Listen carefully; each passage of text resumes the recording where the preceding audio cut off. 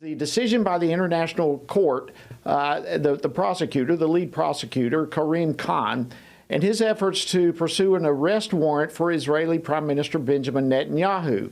It is drawing fierce reaction from U.S. lawmakers. In fact, House Speaker Mike Johnson could potentially bring some legislation imposing sanctions on the ICC this week to the floor. So in addition to the ICC equating, and folks catch this, they literally are equating Israeli elected officials with Hamas terrorists. But perhaps a bigger question, at least for us to consider, is can the actions of this court teach us anything about the dangers of the U.S. ceding national sovereignty to an international organization? Well, joining me now to discuss this legislation is Congressman Chip Roy. He himself introduced legislation earlier this month that would impose sanctions against the ICC and its employees who investigate or prosecute the U.S. or its allies. Congressman Roy serves on the Judiciary Committee, also the Rules Committee, and the Budget Committee. He represents the 21st Congressional District of Texas. Congressman Roy, great to see you, my friend. Welcome back to Washington Watch. Jody, great to be on. I'm up at the Rules Committee right now in a phone booth, so forgive me for my cramped quarters. I hope you can hear me okay. Yeah, we hear you just fine. And listen, thank you. I know you've got so many plates spinning. Thank you for stepping out of the committee for just a few moments to spend with us. All right, let's start with this, Congressman. Your initial reaction to the ICC prosecutor's announcement for an arrest warrant. Well, first of all, it was unfortunately not all that surprising, which is why we had set out several weeks ago, knowing this was potentially coming, to put a bill in place, do the hard work of making sure that it was structured the right way. We worked with Senator Tom Cotton, who in the Senate had introduced a sanctions bill. And then we worked and we produced a version that was similar, although we actually added some things that we thought strengthened it and made it work a little better. And we filed it on our side, and we now have 48 co-sponsors, maybe 50 now.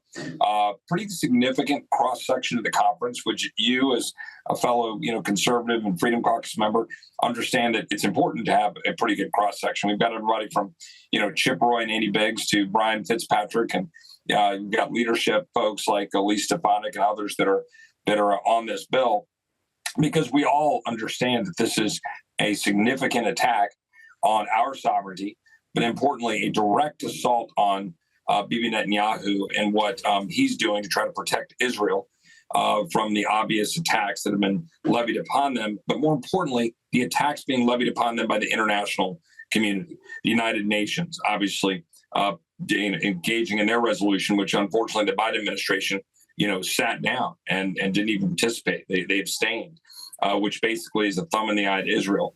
We've seen what's happening with Biden trying to take the funding away, or importantly, not sending the munitions that were necessary.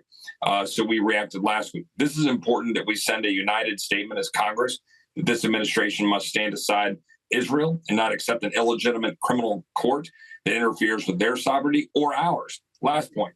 President Trump in 2020 issued an executive order to basically say we're going to sanction the ICC, the International Criminal Court, if they ever target Americans, target us or our allies. And unfortunately, Joe Biden, like many things, reversed that when he got into office.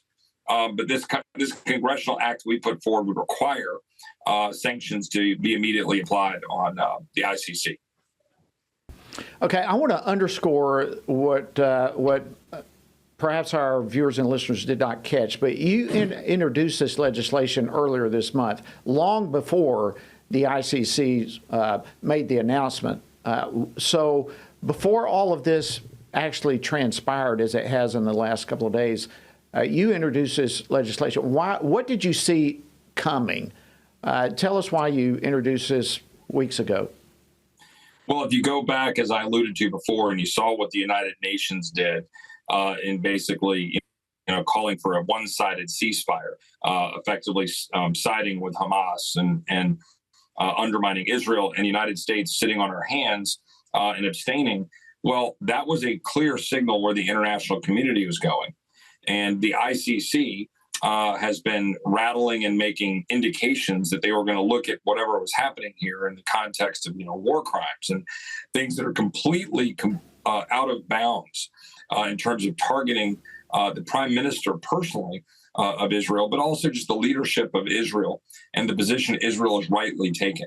I think it's important to note on a show like this with Family Research Council, where you have so many obviously people of faith, Christians, who hear these talking points that somehow there's this, indiscriminate killing of Palestinians. The data does not bear that out. Israel has bent over backwards, taking every step they can to try to not harm people that are civilians that are not, directly tied to what is going on with Hamas. But Hamas is obviously intertwined with their communities. Israel has sent text messages. They've sent 15 million leaflets. They've sent voicemails. They've given them 2 weeks notice. They've specifically made targeting areas so they can avoid civilian casualties. And their overall civilian casualty ratio is lower than the United Nations even suggests, and frankly, better than even America's been in past conflicts and many times. So that's a long-winded way to say we need to stand by Israel, defend their right to defend themselves. We can't let an entity like the International Criminal Court target Israel's sovereignty, because I promise you, they're going to come after ours. That's why these sanctions matter. It's why Trump was right, why Biden was wrong, and why Congress needs to act. Absolutely. So let me ask you this last question. As you said, the ICC has really no authority over the United States or Israel, and yet they continue to push this type of control and authority, flexing their muscles. Does this illustrate, Congressman, why we should never relinquish national sovereignty to a bunch of international bureaucrats? Yeah, look, I think we should have a wholesale review of all of our entanglements with international organizations. We send billions of dollars every year to the United Nations. It wasn't until just a couple of months ago that we finally got the defunding of UNRWA, right? The United Nations, I think World Refugee Assistance, I think is what it stands for. And that was money funneling directly to Hamas. We know that. In fact, people funded by UNRWA were a part of attacking Israel on October 7th. So we should disentangle ourselves from the United Nations, defund them. The World Health Organization in the next 2 weeks is going to be issuing their guidelines or whatever the hell they're doing. That's essentially going to step all over our sovereignty. We should be acting on that. And then this International Criminal Court, what they're going to do to Israel, what they are trying to do to Israel, and specifically to Prime Minister Netanyahu, is what's going to come at us.